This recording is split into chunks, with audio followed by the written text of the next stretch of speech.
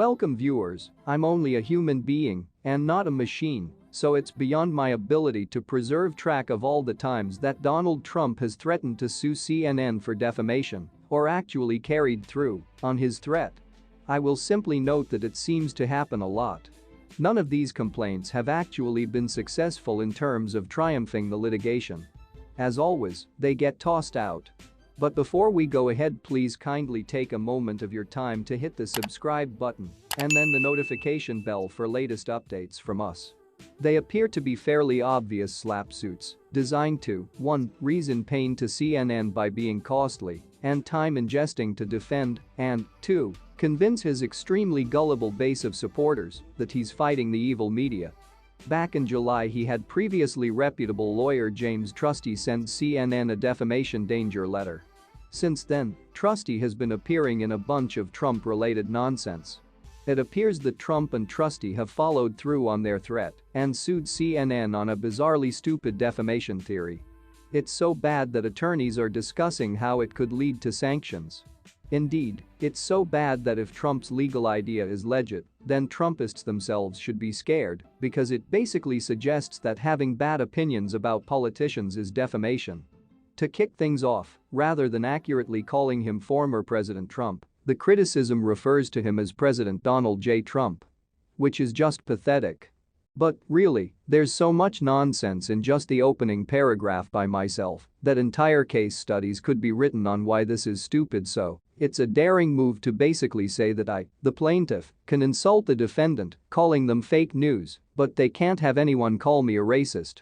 Just to be clear, all of the statements listed, contrary to what the complaint says, are some mixture of opinion and/or rhetorical hyperbole, which literally cannot be defamatory.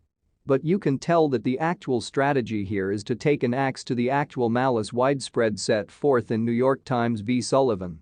As we've explained many times in the past, the actual malice general is both extremely important and a very excessive bar, on purpose.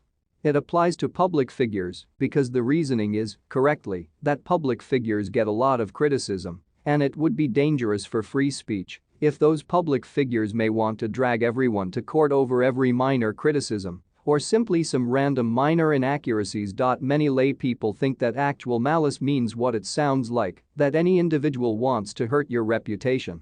But that's not what it means. As an attorney once put it to me, actual malice is not clearly about malice. The standard is that it has to be said knowing that the assertion is false or with reckless disregard for the truth. And even reckless disregard is commonly misunderstood. It doesn't just imply without looking carefully, it doesn't even imply merely being negligent.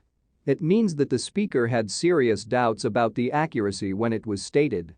But here, Trusty is attacking these precedents.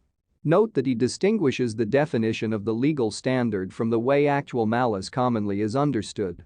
The statements meet neither criteria, but both way, it's a dumb way to open your defamation lawsuit.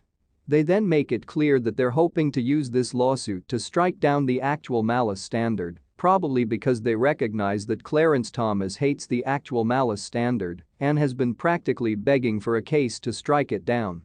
Perhaps they're hoping that with Thomas, Alito, and Trump's in my opinion appointed crew of justices, they can destroy actual malice.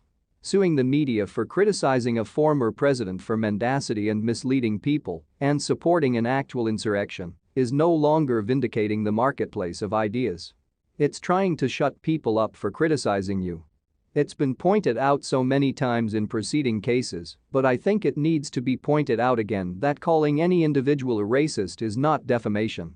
We'll be glad if you can drop your comments on what you think about this video. Thanks for watching.